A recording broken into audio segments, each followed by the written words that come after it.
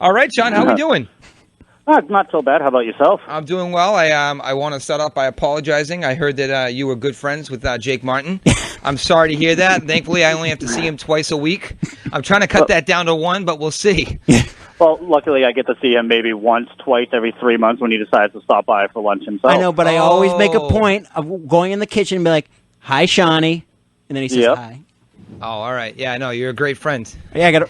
At least I make sure I say, "Is Sean here?" I never don't ask. So I want to start out by saying, great job last night with the food that you provided the Radiothon volunteers and people that are involved. You guys, Tony and Brenda, reached out and offered up dinner for anyone involved for the Radiothon.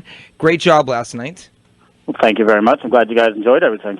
We most certainly did. Now, how many cooks put that out last night? Was it 2, 3?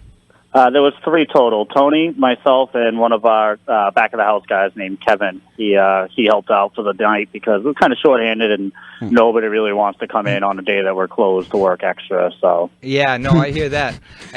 But it's one of those things. Everybody sacrifices a little bit. So how long have you been at Scola's?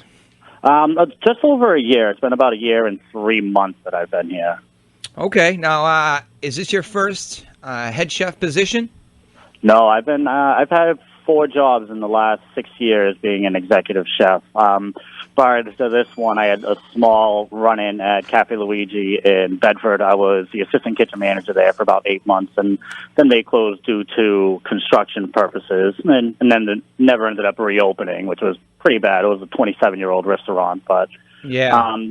Then before that, I was executive chef at April European in North Chelmsford for close to 3 years, I'd say. And before that, I was executive chef at Rufina's in South Chelmsford, right by Chelmsford Center. That restaurant was originally Vincenzo's, which was bought out by the general manager. Excellent. So you do have, you definitely have cut your teeth in the industry for quite some time. And the fingers and the arms. There are a lot of cuts to go with that. I think I drew Sean to the hospital once, as I recall, on a wintry day. Yeah, I think you were the one that drove me. It was me. And that sealed the bond and the exactly. friendship. You're true friends when you drive exists today. Chef to the hut. Yes. But the only bad part about it was, not the fact that Jake was driving me there, but by the time we got to the emergency door, he said tuck and roll and open the door and kick me out. Exactly. I thought you were going to say that he had to fill out paperwork, and he said that you were Spanish. I did it mobster style. Out of the van. Excellent. So this, you've been there for, you said, about a year. Yep. Now, have you inherited this menu, or did you help create it? This one was a redesign of the former menu where we took it down from about, I think it was close to 8 pages when I had taken over. And then when Tony purchased the restaurant, me and him sat down with the general manager at the time, and we slimmed it down from about 8 pages to about 6 pages. Also, increasing font size to get menu coverage and adding some new and classical favorites that you weren't on the menu prior to this. Excellent. Now, you guys plan on changing the menu anytime soon, or should I say, like restructuring it, maybe getting some of your original ideas on there, or what? Yeah.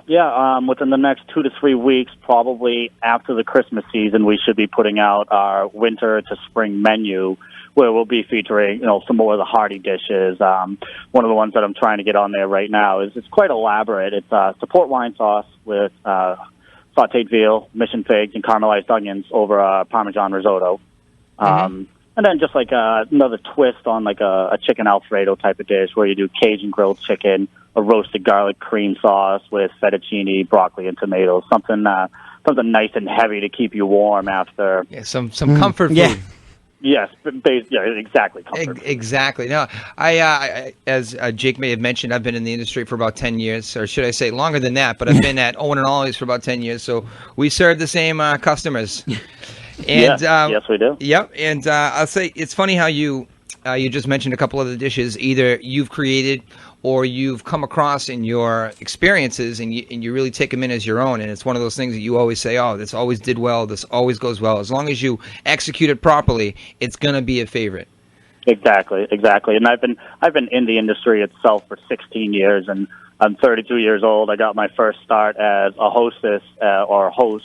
I'm not a female, but got my first job as a host at Friendly's. And when they found out that I was going to school, they started putting me on the grill. And then it just evolved from there, where I went from fast food restaurant to like Chili's, and then I worked my all the way up to here. Yeah, for the last 10 years, all I've been doing is Italian, and I think it's one of the best cuisines to have. There's so many different variations of everything that you can have. As I said last night, everything was out of this world.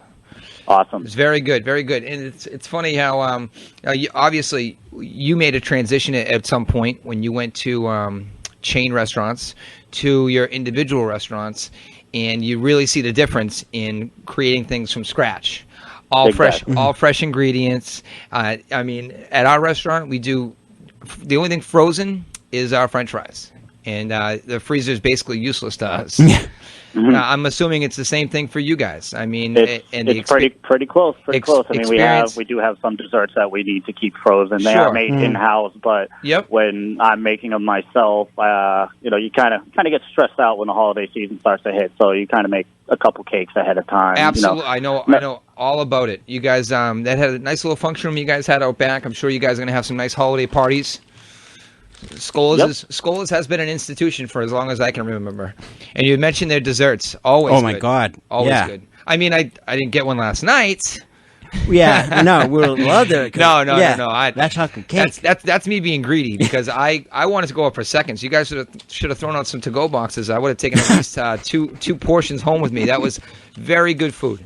Yes, we had plenty of leftovers, too, so we definitely could have given you a takeout box or two to help yourself with. Well, hindsight's 20/20. Yeah, exactly. Sean, so now, how did you know Tony and Brenda? Now, Tony and Brenda Furtado, they've owned Scola's for how long? February 2nd will be their 1-year anniversary of owning the restaurant. So do you predate them? I do not. The bartender's husband is a good friend of mine outside of the restaurants, where I've helped him with his private caterings, private functions, and stuff like that. Take him to the stores and show him what's good, and he'll take and cook everything and do a private function on his own. But her husband, Sandra Bedard's actually her name. Gino Bedard's the husband's name. He's the one who referred me here when I was in the midst of a job hunt, knowing that Cafe Luigi was going to be closing. Yep. Now, how long have you, was there an extended period of time where you were out of work? I mean, because that can be tricky, because you don't want to jump at the first job opportunity you have. You really, as a cook, you want to find the right one. So was that difficult for you? Have you always kind of been able to overlap properly? Well, when it comes to deciding whether to jump right in or try and test out the waters, this one was a test out the waters for me because Cafe Luigi's pending opening ended up lasting for about 6 months until they finally made the decision. And at that point, I had already contacted the current owner of Luigi's and explained to him that the position of in the kitchen that I had taken over here, and that I would probably not be returning to Cafe Luigi because over there it was a small corporation type of thing. Not everything was frozen, but we had a commissary. Everything wasn't being made from scratch in-house, and that's kind of the passion that I have for it, is knowing everything that I put into it from start to finish, and being able to see somebody walk by and say, "Thank you, everything was delicious," and know that there was nothing that was pre-made. It was done in-house. I mean, my experience is it's not just how it's cooked, but it's how it's prepped. Exactly. That makes a huge difference. In my experience. Now, Tony and Brenda, have they had any previous experience with ownership, or what is their background in the industry? I'm not too sure about Brenda because she mainly works in the front, but I know she did some sort of HR representative for a different company before she had came here. And it's the same thing. I know Tony has a good amount of background where from working at Outback and Orange Leaf for several years and such places like that. And he even worked here when he was younger too. Oh, really? And and his parents had originally, before they'd owned this one, before they owned Scola's, they owned a diner in Chelmsford Center that he had worked at as a child too. So he grew up in the industry as well. Now I'm gonna give Jake a couple questions. Yeah, these are gonna be softballs, I guess. Yeah. Well, yeah, I want. Or in your case, listening audience. meatballs. I mean, because as you know, it is the holiday season. So if people wanted to place like big catering orders, can you guys do that? Like there, do you just have like a different menu? Definitely. We have a full catering menu. Basically, anything that is on the menu can be offered as a catering option. And also on the outside of that, there are also items that are on the catering menu that are not offered on the menu at all. For example, roasted potatoes, roasted seasonal veg. We have prime rib on the menu, but we also offer the option to get a full prime rib or a half prime rib to serve at home. Nice. And also, do you guys like it's a local restaurant? So you guys try to incorporate like local, support local businesses like vendors or such?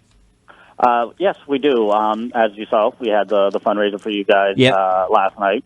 And tonight we actually have, I want to say, the Drake Cheerleaders fundraiser going on tonight.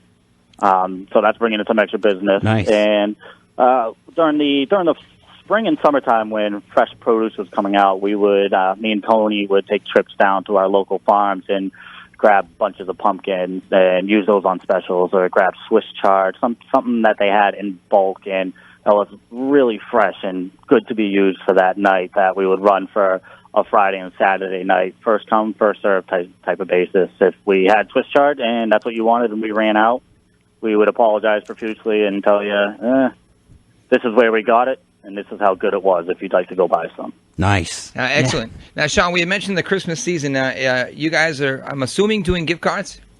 Yes. Gift cards in any increment. I believe it's 25, 50, and 100. But these gift cards are all written by hand. So if there was any other increment that you wanted, say you wanted to give somebody a $500 one, I'm pretty sure that would be not a single problem to write up. Nice. Excellent. Now, this is we try to make this the show as much about food and entertainment as possible. What are some of your favorite restaurants, and what are some of your favorite meals? Just curious. One of my favorite restaurants. It's weird to be an Irish guy that runs an Italian restaurant that absolutely loves Mexican food, but La Carreta in Nashville, New Hampshire is one of my all-time favorites. Can't go wrong with Mexican. No. But when it comes to Mexican food, it is absolutely amazing.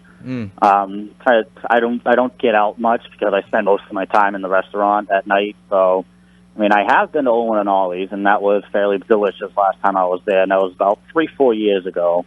Excellent. Place like that. Yep. Excellent. All right, Sean. Well, I do want to thank you again for that delicious meal last night. All right, I want to wish you the best of luck with the industry, with cooking, with anything that you take on, any venture you take on, and of course, being friends with Jake Martin. Yeah, that's an adventure in itself. All right. Thanks, Sean. Thank you very much, guys. Enjoy your holidays. You too, bud.